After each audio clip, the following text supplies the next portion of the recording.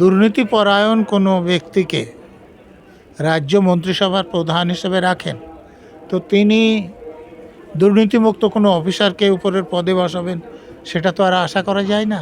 তারা তার আদেশ মতো বেআইনি কাজ করে দেবেন। কুমার আমাদের শাসক দলের পক্ষে কতটা ফেভারিট অফিসার সেইটা তারা দেখাতে পারে, কিন্তু তাতে মামলাতে কোনো সুবিধা হবে না। দীপ্ত সেনের ওখান থেকে যেসব জিনিস হয়েছিল তার মধ্যে একটা লাল ডায়েরিও ছিল। সেই ডায়েরিতে কাকে কত টাকা কবে দেওয়া হয়েছে সেটা লেখা ছিল। কলকাতা হাইকোর্টে মামলায় এটা জিজ্ঞেস করা হয়েছিল চিফ সেক্রেটারিকে যে মমতা ব্যানার্জিকেই এ রাজ্যের মুখ্যমন্ত্রী, তো এটা সংবিধানের কোথায় লেখা আছে, বা মমতা ব্যানার্জি ভবানীপুরে উপনির্বাচনে লড়বেন এটা চিফ সেক্রেটারি কী করে জানতে পারলেন? যতক্ষণ না তিনি নমিনেশন ফাইল করছেন ততক্ষণ তো তার জানার কথা নাই। অতএব একজন চিফ সেক্রেটারির এরকম চিঠি লেখার কোনো অধিকার নাই। বর্তমান চিফ সেক্রেটারি আছেন, এই যে বারুইপুর ময়নার ইয়ারও এবং এআরওদের মধ্যে এফআইআর করতে বলেছে, এখনও করেননি।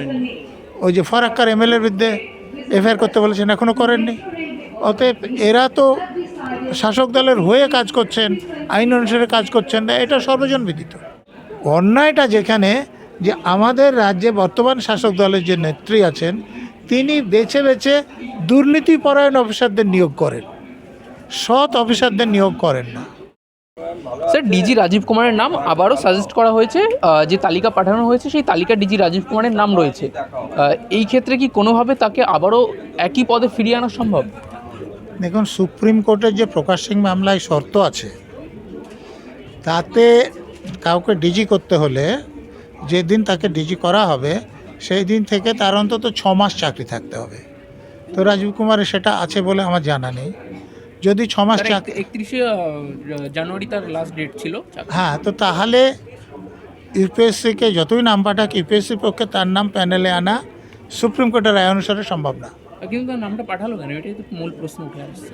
সেটা রাজীব কুমারকে সন্তুষ্ট করার জন্যে কোনো কারণ থাকতে পারে, সেটা যিনি পাঠিয়েছেন, যারা পাঠিয়েছেন তারা জানবেন। তাদেরকে প্রশ্ন করুন যে সুপ্রিম কোর্টের রায়টা কি আপনাদের জানা নেই? কিন্তু রাজীব কুমারের বিরুদ্ধে যে মামলা রয়েছে তার 3রা ফেব্রুয়ারি শুনানি রয়েছে, তো সেই ক্ষেত্রে কি সেই বিষয়টা আর এই বিষয়টা কোনোভাবে কি কোনো জোট পাকাতে পারে? দেখুন, রাজীব কুমার আমাদের শাসক দলের পক্ষে কতটা ফেভারিট অফিসার সেইটা তারা দেখাতে পারে, কিন্তু তাতে মামলাতে কোনো সুবিধা হবে না, হওয়ার কথা নয়, আমি এটুকু বলতে পারি। অনেকে বলছেন কারাপ্ট যে সিস্টেম এই পশ্চিমবঙ্গে তৈরি হয়েছে তার জন্য কারাপ্ট অফিসাররাই এই স্বাস্থ্যের জন্য এই বর্তমানে পশ্চিমবঙ্গ সরকারের দরকার, সেই বিষয়টা আপনি কীভাবে দেখছেন? দেখুন, আপনারা যদি দুর্নীতিপরায়ণ কোনো ব্যক্তিকে রাজ্য মন্ত্রিসভার প্রধান হিসেবে রাখেন, তো তিনি দুর্নীতিমুক্ত কোনো অফিসারকে উপরের পদে বসাবেন সেটা তো আর আশা করা যায় না। তো তিনি যত বেশি দুর্নীতিপরায়ণ হবে সেরকম অফিসার কি পছন্দ করবেন, কারণ তারা তার আদেশ মতো বেআইনি কাজ করে দেবেন। বেআইনি কাজ করতে তারা আপত্তি করবেন না। ইয়েস ম্যাডাম বলবেন। এই ডিজি রাজীব কুমারের কথা হলে লাল ডায়েরির কথা উঠে আসে। এই লাল ডায়েরি প্রকাশ পেলে কি শুধু একজনেরই দুর্দশা হবে না তার সঙ্গে আরও জড়াবে? দেখুন, বিভিন্ন গণমাধ্যমে আমি যেটা দেখেছি তাতে সুদীপ্ত সেনের ওখান থেকে যেসব জিনিস হয়েছিল তার মধ্যে একটা লাল ডায়েরিও ছিল। সেই ডায়েরিতে কাকে কত টাকা কবে দেওয়া হয়েছে সেটা লেখা ছিল। তো স্বাভাবিকভাবে সে ডায়েরি প্রকাশিত হলে তাহলে যারা যারা টাকা নিয়েছিলেন তাদের বিরুদ্ধে মামলা হবে, তাতে তাদের সাজা হওয়ার সম্ভাবনাও বেশি, যেহেতু এটা ডকুমেন্টারি প্রুফ। তো সেই জন্যে যেহেতু এটা অভিযোগ যে রাজীব কুমার সিটের প্রধান ছিলেন এবং তিনি এগুলো সরিয়ে রেখেছেন, কোথায় রেখেছেন সেটা তিনিই বলতে পারবেন। কোনো প্রশাসনিক দিকের কথা মাথায় রেখে কি রাজীব কুমারের নাম এই সাজেশন লিস্টে পাঠানো হয়েছে বলে মনে করছেন? দেখুন, পাঠানো হয়েছে কিনা আমি জানি না, কিন্তু যদি হয়ে থাকে তো যাদের নাম পাঠাতে হবে সুপ্রিম কোর্টের রায়ের শর্ত যারা পূরণ করে তাদের বাইরে তো কারো নাম রাখা যাবে না। তো তিনি যদি 31 তারিখ রিটায়ার করেন তাহলে তো তার 6 মাস চাকরি থাকার কোনো সম্ভাবনাই নাই। তাহলে তার নাম পাঠালেও ইউপিএসসি তাকে প্যানেলে রাখতে পারবেন না।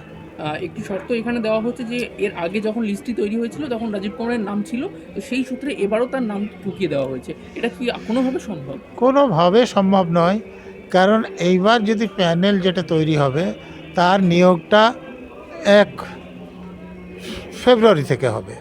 তো 1 ফেব্রুয়ারিতে যাদের চাকরি 6 মাস অন্তত নাই, তারা প্যানেলে আসতে পারবেন না।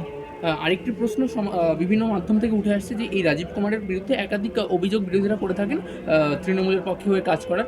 তিনি চলে গেলেও কি পুরো বিষয়টা এখানেই শান্ত হয়ে যাবে? তারা অভিযোগ করছেন যেটা মূলত যে রাজীব কুমারের মতো আরও বিভিন্ন অফিসার যারা রয়েছেন তৃণমূলের হয়ে কাজ করছেন। আপনি কি মনে করছেন? সেটা তো অনেক অফিসারই কাজ করেন, যেমন আগের চিফ সেক্রেটারি মমতা ব্যানার্জি তো নন্দীগ্রামে ভোটে হেরেছিলেন। হুম তো যখন মুখ্যমন্ত্রী হয়েছিলেন তখন তিনি এমএলএ ছিলেন না। হুম আর আমাদের দেশের আইন অনুসারে 6 মাসের মধ্যে যদি এমএলএ না হন তাহলে মন্ত্রিপদ ছাড়তে হবে। যখন এই সময়সীমাটা এগিয়ে আসছিল তখন আগের চিফ সেক্রেটারি যিনি দ্বিবেদী ছিলেন তিনি ইলেকশন কমিশনকে চিঠি লিখলেন যে ভবানীপুরে অবিলম্বে যদি ইলেকশন না করা যায় তাহলে রাজ্যে সাংবিধানিক সংকট তৈরি হবে। এটা নিয়ে কলকাতা হাইকোর্টে মামলা হয়। তো কলকাতা হাইকোর্টে মামলায় এটা জিজ্ঞেস করা হয়েছিল চিফ সেক্রেটারিকে যে মমতা ব্যানার্জিকেই এ রাজ্যের মুখ্যমন্ত্রী, তো এটা সংবিধানের কোথায় লেখা আছে? বা মমতা ব্যানার্জি ভবানীপুরে উপনির্বাচনে লড়বেন এটা চিফ সেক্রেটারি কী করে জানতে পারলেন? যতক্ষণ না তিনি নমিনেশন ফাইল করছেন ততক্ষণ তো তার জানার কথা নাই। অতএব একজন চিফ সেক্রেটারির এরকম চিঠি লেখার কোনো অধিকার নাই। তো ক্যালকাটা হাইকোর্ট হস্তক্ষেপ করেনি, কারণ দেখিয়েছিলেন যে আমাদের যে 329 ধারা আছে সংবিধানের, ইলেকশন প্রসেস একটা শুরু হলে সেখানে শুধু ইলেকশন পিটিশন লাই করতে পারে, অন্য কোনোভাবে কোর্ট হস্তক্ষেপ করবে না। সেই জন্য ক্যালকাটা হাইকোর্ট বলেছিল যে ইলেকশন পিটিশন জারি হলে কি হবে সে ব্যাপারে আমি কোনো মন্তব্য করছি না, কিন্তু এখন আমি এটা বন্ধ করছি না ওই আইনের জন্য। কিন্তু পরবর্তীতে কেউ ইলেকশন পিটিশন ফাইল করেনি। এই যে চিফ সেক্রেটারি এরকম চিঠি লিখলেন, তো তিনি তো শাসক দলের হয়ে কাজ করেছিলেন, সেটা আমার না, কলকাতা হাইকোর্ট বলেছেন যে তিনি রাজনৈতিক নেতার মতো কথা বলছেন। তো এই যে বর্তমান চিফ সেক্রেটারি আছেন, এই যে বারুইপুর ময়নার ইআরও এবং এআরওদের মধ্যে এফআইআর করতে বলেছে, এখনও করেননি। ওই যে ফরাক্কার এমএলএর বিরুদ্ধে এফআইআর করতে বলেছেন, এখনও করেননি। অতএব এরা তো শাসক দলের হয়ে কাজ করছেন, আইন অনুসারে কাজ করছেন না, এটা সর্বজনবিদিত। আরেকটা বিষয় স্যার যেটা উঠে আসছে যে বারবার মমতা বন্দ্যোপাধ্যায়ের এই সরকারের আমলে অবাঙালি যে অফিসাররা আছেন তাদের গুরুত্ব বেশি দেখা যাচ্ছে। এবারও কি তাহলে ডিজি পদে সেই অবাঙালি কোনো গুরুত্ব পাবেন? দেখুন, এই আইএএস আইপিএস অফিসারদের যে ক্যাডার অ্যালটমেন্ট হয় সেটাতে অবাঙালিদের সংখ্যা এখানে বেশি হওয়া স্বাভাবিক। কেন? বলা আছে যে 1/3 বেশি সেই রাজ্য থেকে লোক আসতে পারবে না।